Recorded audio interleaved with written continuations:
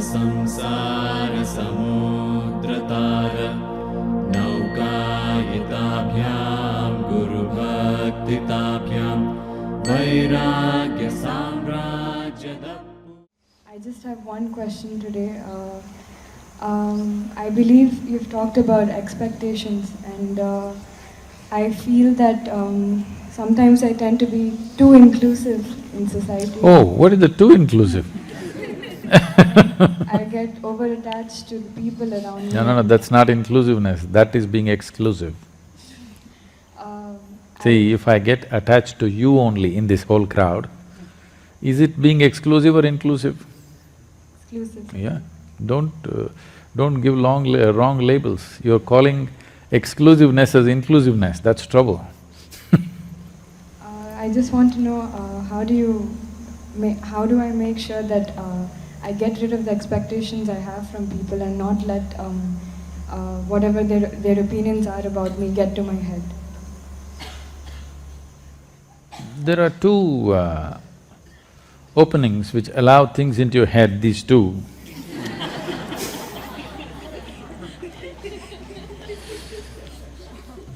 We can make Isha earplugs if you want.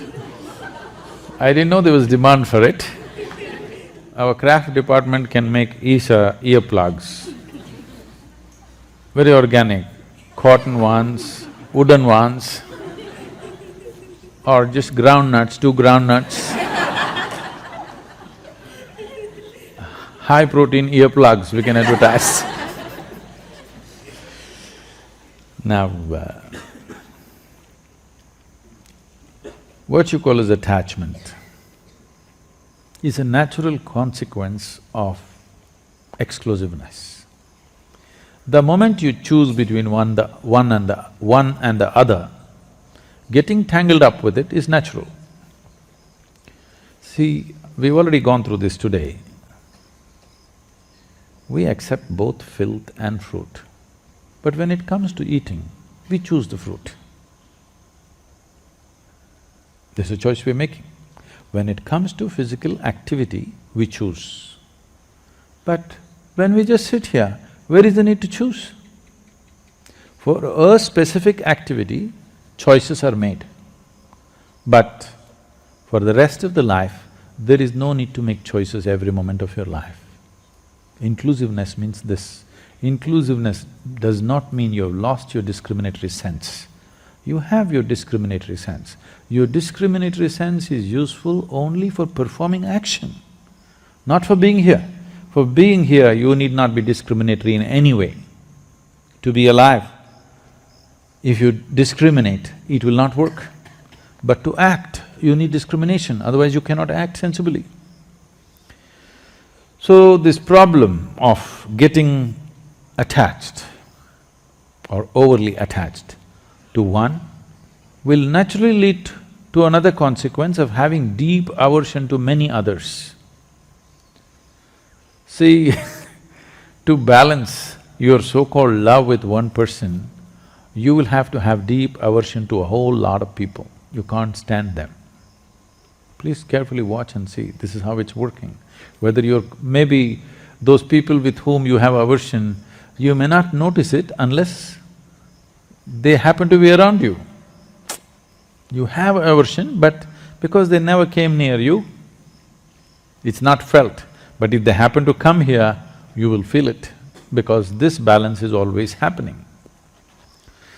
Now, your expectations about people, this is not just about people, this is everything.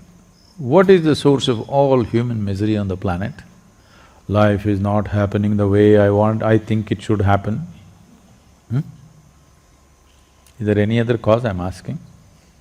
Life is not happening the way I think it should happen. This is the only source of misery in human life, isn't it? Tell me, is it easier to change your thinking or the world?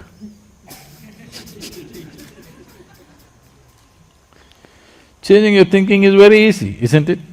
And first of all, now, when what you think is so important for you, have you taken this faculty of thinking into your charge?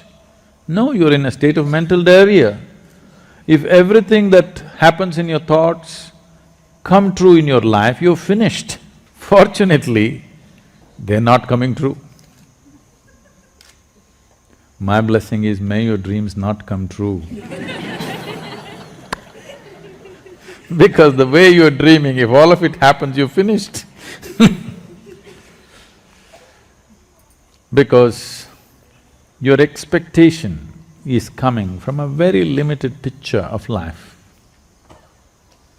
If you want your life to yield in a maximum way, even in material life, I'm saying, in a maximum way, I'm not talking about some spiritual dimension, just in your material life, if you want to yield maximum in this world, no expectations.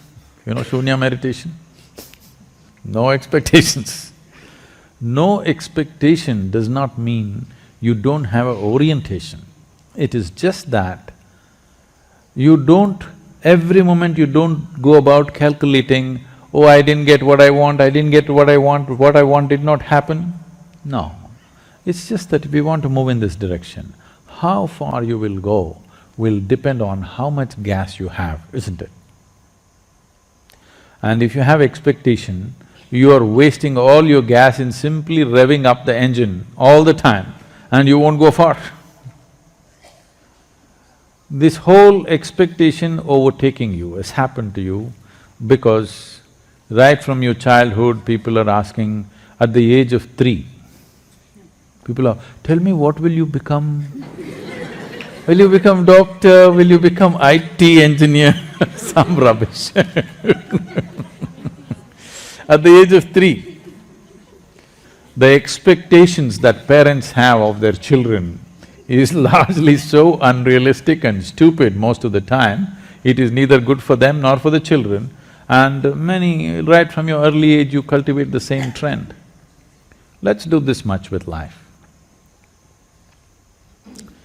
See, all this problem is because happiness is a tomorrow thing. You understand? Why your expectations have such powerful grip on you is, happiness is a tomorrow thing, never a today thing. Because only if this and this happens, I will be happy. Now, as you get more miserable, as this and this gets little more away from you every day, instead of coming closer if it's going away, as you get more miserable, the power of the expectation becomes stronger and stronger. Right now, let's say you're really blissed out, but you want this to happen. We chased it, tomorrow instead of being closer, it's further away. It won't create any great amount of suffering, it will not. It will not create any suffering because you're joyful.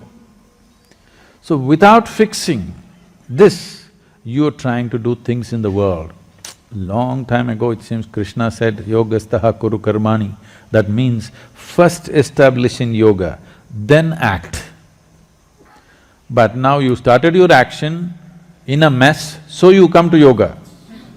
So we're trying to adjust this. You're still a young person, you do this much, forget about what you want in the world, from yourself, from the people, from the world. What you want, drop it. First establish this, that what happens within you is determined by you, nobody else but you. Just do this one thing, naturally you will choose to become pleasant. When you're very pleasant, still 10,000 things have not happened in my life. So what? With a joyful zest, I'll go after it. And the chances of fulfilling those expectations are far better. If they don't happen, who the hell cares anyway, because my experience of being here is wonderful whichever way. Without fixing the fundamental, we're trying to run away. We have not fixed this, but we are trying to take this somewhere. This is trouble. If you want to drive your car, you must see first it's properly fixed. 2 wheels are loose, it's on the jack. Now you try to drive, you know it's going to be a disaster.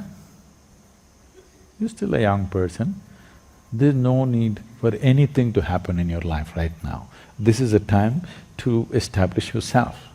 This is not a time to drive. If you drive before you fix the wheels, it's going to be painful and disastrous. Don't do that to yourself.